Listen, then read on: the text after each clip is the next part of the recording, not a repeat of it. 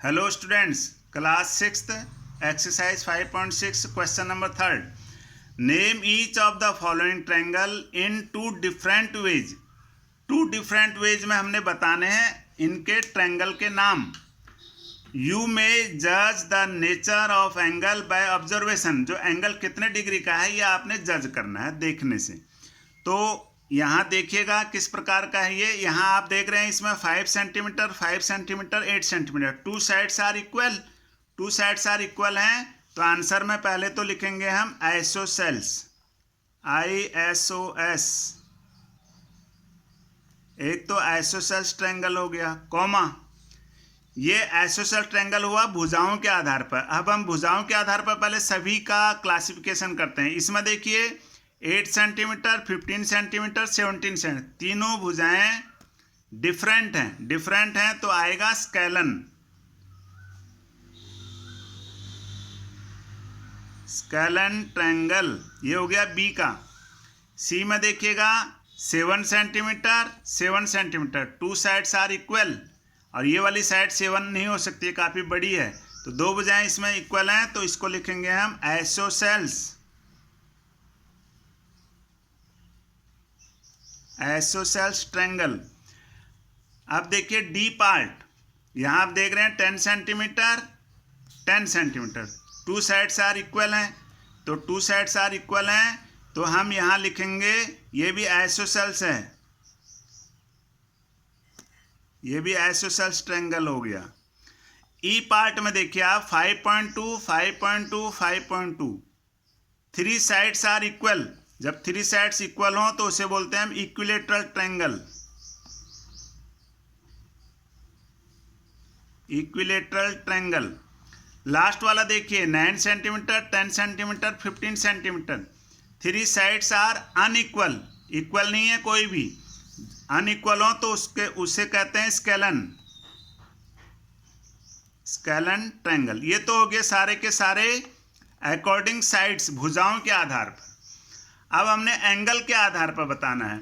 आप ये तीनों एंगल देख रहे हैं ये तीनों 90 से लेस देन है तो इसे बोलते हैं हम acute angle triangle. Acute angled triangle. ये तो हो गया आपका ए भाग. बी में देखिए ये 90 डिग्री का है तो हो जाएगा राइट एंगल ट्रायंगल.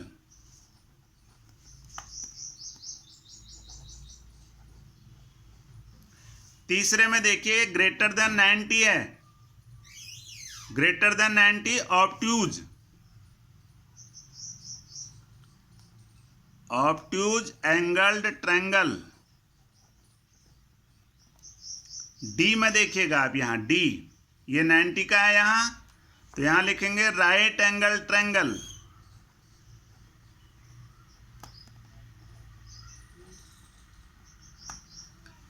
ई में देखिए तीनों एंगल दिस एंड दिस तीनों जो है 90 से लेस देन है तो acute angle triangle.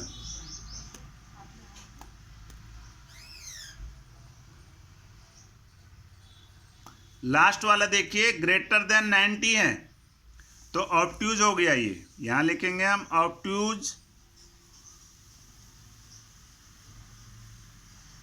Angled triangle. ये क्वेश्चन आपका कंप्लीट हुआ. तो इनको यहाँ लिखा हुआ है इन टू डिफरेंट वे. तो टू डिफरेंट वे हो गया. एक तो अकॉर्डिंग साइड्स हो गया, ये अकॉर्डिंग एंगल हो गया. Question number 4. Try to construct triangles using match sticks. Match stick माचिस की तिल्लियों का प्रयोग करके हमने करना है. Try are shown here. Can you make a triangle with 3 match stick. तो इसका आंसर लिखेंगे हम यहाँ यस. हम 3 मैच स्टिक से एक ट्रायंगल बना सकते हैं. यहाँ लिखेंगे यस. ये देखिए ये मैच स्टिक ये पहली वाली होगी, ये दूसरी होगी, ये तीसरी होगी. ये 3 मैच स्टिक से जो है ट्रायंगल बन सकता है इजीली. हम आपको 3 मैच स्टिक से बना के भी दिखाते हैं कैसे बनेगा. देखिए ध्यान से. ये फर्स्ट, ये सेकंड, ये थर्ड. इन तीनों को हम इस तरह से रखेंगे तो एक ट्रायंगल इसमें बन जाएगा इजीली. ये तो हमने लिख दिया यहाँ यस. अब लिखा है यहाँ 4 मैच स्टिक्स, इसमें आएगा नो, इसका आंसर आएगा नो। लेकिन इसको कैसे करेंगे हम, देखिए ध्यान से। नो 4 लेने हमने मैच स्टिक, ये 4 ले लिए हमने। आप देख रहे होंगे ये 4 से बना के देखिए कि ट्रायंगल बनता है या नहीं बनता।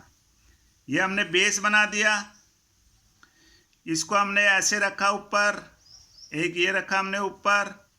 अब इन दोनों को यदि हम ज्वाइन करते हैं तो ज्वाइन होगा नहीं, ध्यान से देखिएगा, क्योंकि ये ज्वाइन ऊपर नहीं होंगे।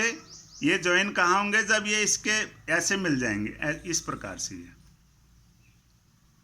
ऊपर वाले, ये जो ऊपर वाले हैं ये आपस में नहीं मिल सकते, क्योंकि इनका जो सम है, इन दोनों एंगल का, इन दोनों साइड्स का जो सम है वो इसके इक्वल है। मान लीजिए ये 1 सेंटीमीटर, ये 1 सेंटीमीटर, 1 and 1 2, तो 1 and 1 2, तो ये तो इसी के बराबर हो गया, इसलिए यहाँ ट्रायंगल नहीं बन सकता। तो हमने लिख दिया यहाँ पर नो। अब देखिए इसका अगला पार्ट, अब है 5 मैच स्टिक्स। अब हम 5 मैच स्टिक से पहले बनाते हैं, फिर आंसर लिखते हैं। देखिए कैसे होता है। ये हमने यहाँ रख दिया 2 मैच स्टिक हम इस तरह से रखेंगे।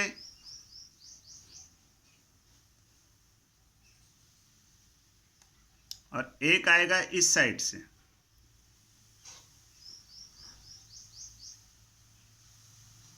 Like this. तो इससे बन रहा है हमारा, तो हम लिखेंगे यहाँ पर यस, यहाँ लिखेंगे हम यस। तो आप इस प्रकार से बना सकते हैं। ये पहली मैच स्टिक होगी, माचिस, ये दूसरी होगी, ये थर्ड होगी, ये फोर्थ होगी, और ये फिफ्थ होगी। तो इसमें हमने लिख दिया यस। 6 मैच स्टिक्स, इसमें भी आएगा यस। ये कैसे होगा, यहाँ मैं आपको दिखा रहा हूँ कैसे होगा। देखिए 1 2 1 2 1 2, यानी इस साइड में 2 मैच स्टिक होंगे, तो ये भी इजीली बन जाएगा। 6 मैच स्टिक से हम बना के आपको दिखाते हैं। यहाँ देखिएगा ध्यान से, ये 2 मैच स्टिक्स हो गई, ये 2 इस साइड से हो गई, एंड 2 इस साइड से होंगी। ध्यान से देखिएगा, आप इसको थोड़ा प्रैक्टिस कीजिए घर पर भी, आपके समझ में अच्छी तरह से आ जाएगा। इस प्रकार से ये बन सकता है। तो हमने लिख दिया इसमें यस, ये समझ में आ गया होगा। अब देखिए क्वेश्चन नंबर 5.7 में क्लास 6 क्वेश्चन नंबर 1, से ट्रू और फॉल्स। हमें ट्रू और फॉल्स बताना है। यहाँ each angle of a rectangle is a right angle, तो यहाँ लिखेंगे हम यस। ट्रू फॉल्स है तो ट्रू लिखेंगे यहाँ, ट्रू। रेक्टेंगल का प्रत्येक जो एंगल होता है वो 90 डिग्री का होता है। ये हमारे पास ये एक रेक्टेंगल है, ये काफ़ी बड़ा हो गया। ये देखिएगा आप, ये एक रेक्टेंगल है जिसकी आमने सामने की भुजाएं बराबर हैं। इसका ये प्रत्येक कोण 90 डिग्री का है। यहाँ ये 90 का है, ये 90 का है, ये 90 का है, ये 90 का है। इसके अपोजिट साइड्स आर इक्वल होते हैं रेक्टेंगल के। ध्यान से आप समझ गए होंगे इसको। अगला देखिए, the opposite sides of rectangle are equal in length. यही लीजिए रेक्टेंगल, अपोजिट साइड्स, ये और ये आपस में क्या होते हैं, बराबर। ये और ये क्या होते हैं, बराबर। तो इसमें भी हम क्या लिखेंगे यहाँ, ट्रू। ये भी ट्रू है। The diagonal of a square are perpendicular to one another. ये भी ट्रू आएगा। स्क्वायर के जो डायगोनल होते हैं वो एक दूसरे को 90 डिग्री के एंगल पर काटते हैं। यहाँ पर तो रेक्टेंगल है, इसके डायगोनल ऐसे मिलाएंगे, यहाँ से यहाँ तक, यहाँ से यहाँ तक, तो बीच का जो पॉइंट आएगा स्क्वायर के अंदर वो 90 डिग्री आएगा। जो क्रॉस लाइन है आएंगे 2 डायगोनल, एक डायगोनल ये, एक ये, तो 90 डिग्री का होगा। हमने लिख दिया यहाँ true. All the sides of rhombus are of equal length. Rhombus जैसे काइट होता है, पतंग, उसी तरह शेप में होता है, उसी तरह दिखाई देता है, उसके 4 साइड्स क्या होते हैं, इक्वल। तो यहाँ भी हम लिख देंगे इसका आंसर ट्रू, ये भी ट्रू आएगा। Next, all the sides of parallelogram are of equal length. Parallelogram के ऑल साइड जो हैं वो इक्वल नहीं होते हैं, तो यहाँ लिखेंगे हम फॉल्स। अब पैरेललोग्राम मैं थोड़ा सा यहाँ बना रहा हूँ, देखिएगा ध्यान से। ये पैरेललोग्राम है, तो इसके जो अपोजिट साइड्स होते हैं इक्वल लेंथ, ये और ये तो इक्वल हैं, लेकिन ये, हाँ यस यस यस, ये तो all the sides of parallelogram are of equal length, ये ट्रू आएगा, बिल्कुल ठीक लिखा है ये,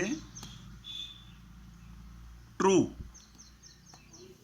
all the sides of parallelogram, parallelogram के एक चीज इसमें गलत हो गया, इसमें लिखा है all the sides, opposite sides नहीं कर रहा है, आमने सामने की भुजाएं नहीं कर रहा है, ऑल साइड्स कर रहा है। अपोजिट साइड्स तो इसके इक्वल होते हैं, लेकिन सारी भुजाएं इसके इक्वल नहीं है, ये लेंथ बड़ा है, ये कम है, तो इसलिए यहाँ फॉल्स ही आएगा।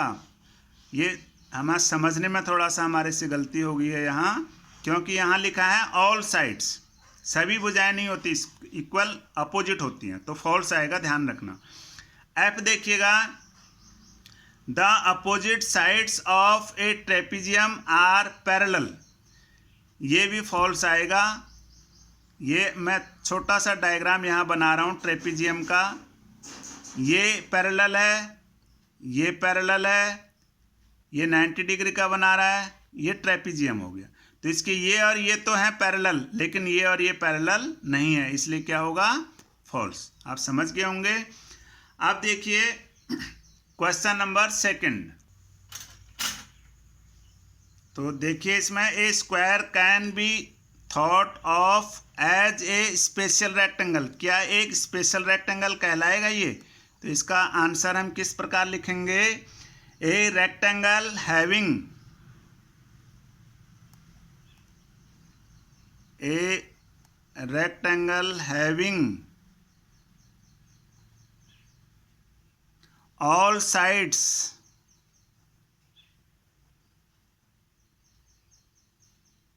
equal is a square। ये कह रहा है कि यदि किसी रेक्टेंगल के चारों भुजाएं बराबर हैं तो वो स्क्वायर भी कहलाएगा, वो स्पेशल रेक्टेंगल होता है। अब इसका देखिए B part, a rectangle can be thought of as a special parallelogram, तो इसमें लिखेंगे a parallelogram having,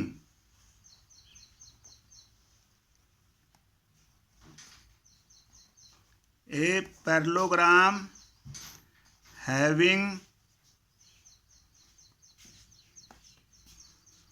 each angle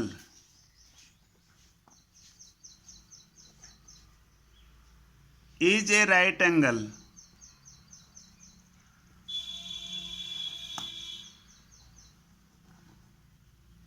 is a right angle, become a rectangle, become a rectangle। कब होगा रेक्टेंगल? अगर उसका प्रत्येक कोण 90 डिग्री का होगा, ये कंडीशन, क्योंकि पैरेललोग्राम के भी अपोजिट साइड्स इक्वल होते हैं, रेक्टेंगल के भी होते हैं। यदि पैरेललोग्राम का ईच एंगल राइट एंगल होगा तो वो एक रेक्टेंगल भी होगा। इसका सी पार्ट देखिए, a square can be thought of as a special rhombus. अब रोम्बस के भी क्या होते हैं, चारों भुजाएं बराबर होते हैं, इसका भी यदि प्रत्येक कोण राइट एंगल होगा, 90 का होगा, तो वो एक स्क्वायर बनेगा। तो इसमें लिखेंगे हम a rhombus having, answer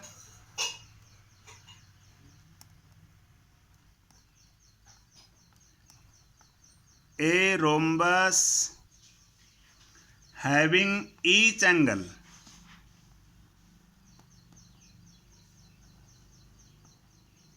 is, each angle A right angle, each angle is नहीं, ए right angle.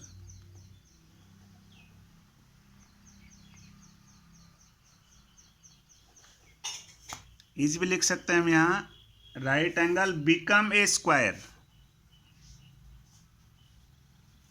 Become a square, वह एक स्क्वायर भी होगा अगर उसका प्रत्येक कोण ईच एंगल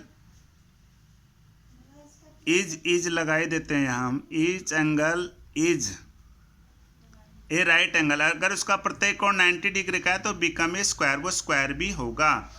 डी पार्ट देखिएगा, इसमें पूछा है square, rectangle, parallelogram are all quadrilateral, क्या ये सारे क्वाड्रिलेटरल हैं?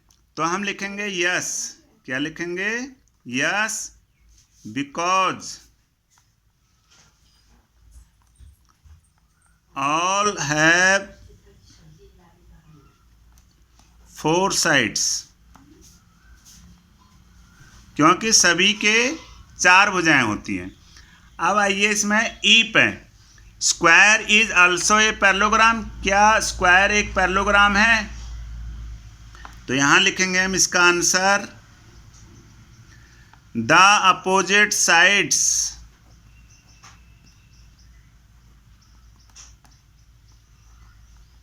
the opposite sides of a square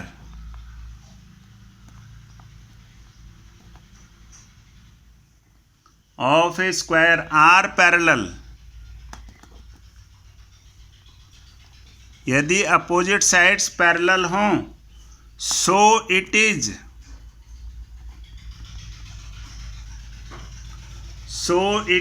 a parallelogram।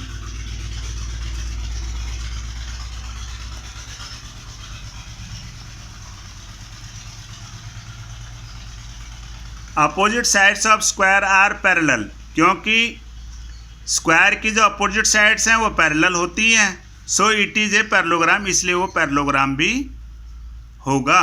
तो ये आपके 2 क्वेश्चन इसके 5.6 के भी कंप्लीट हो चुके हैं। आप इस वीडियो को लाइक कीजिए, शेयर कीजिए, सब्सक्राइब कीजिए। फिर मिलते हैं अगली वीडियो में। Thanks for watching.